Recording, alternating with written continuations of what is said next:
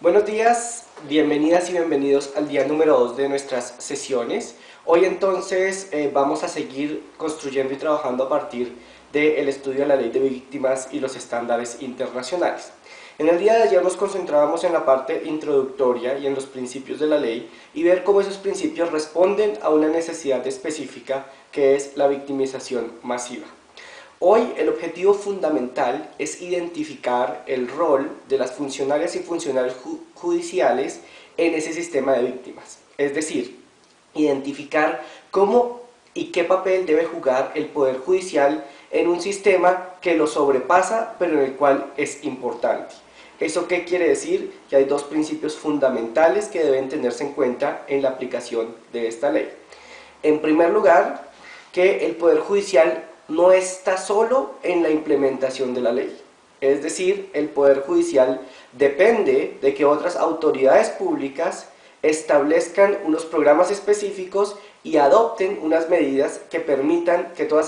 esa masividad de víctimas tengan una respuesta de justicia. Por ejemplo, con medidas de reparación administrativa, como lo veíamos en el día de ayer en la lectura de Pablo de Greiff. Pero además, esto quiere decir que el Poder Judicial tiene que jugar roles importantes, porque en algunos casos será aquel que juzgue, aquel que evalúe la conducta de unas personas, establezca el daño que han sufrido las víctimas y adopte medidas correspondientes, pero en otros casos va a ser asimismo un verificador del cumplimiento o va a garantizar el seguimiento de que las otras autoridades cumplan con eso que deben cumplir. Es decir, salvaguardando los principios de la administración de justicia, de independencia judicial, autonomía y de acceso de las víctimas a la justicia, la política de víctimas es una política de Estado, no de gobierno, en el cual intervienen todas las ramas del poder público y en el cual el Poder Judicial tiene una función que no debe ser repetida ni debe ser amilanada por los otros poderes públicos, pero asimismo el Poder Judicial tiene que respetar las funciones que cumplen los otros órganos del sistema y en la medida de lo posible trabajar entre todos armónicamente por el cumplimiento de los objetivos de la ley. Para ver esto, entonces, la recomendación para el día de hoy es hacer la lectura de la cápita de la ley de víctimas que corresponde a la institucionalidad, es decir, a las instituciones encargadas de cumplirle a las víctimas con sus derechos, que ustedes van a ver que está articulado a partir de lo que se conoce como el sistema de víctimas, y trasladar un poco esa discusión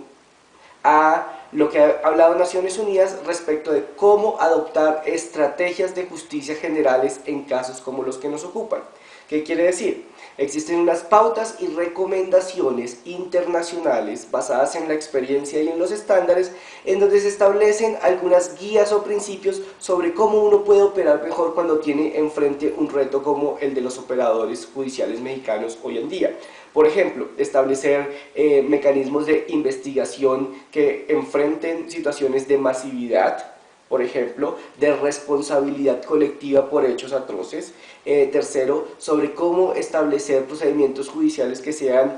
sensibles a las víctimas, pero que al mismo tiempo garanticen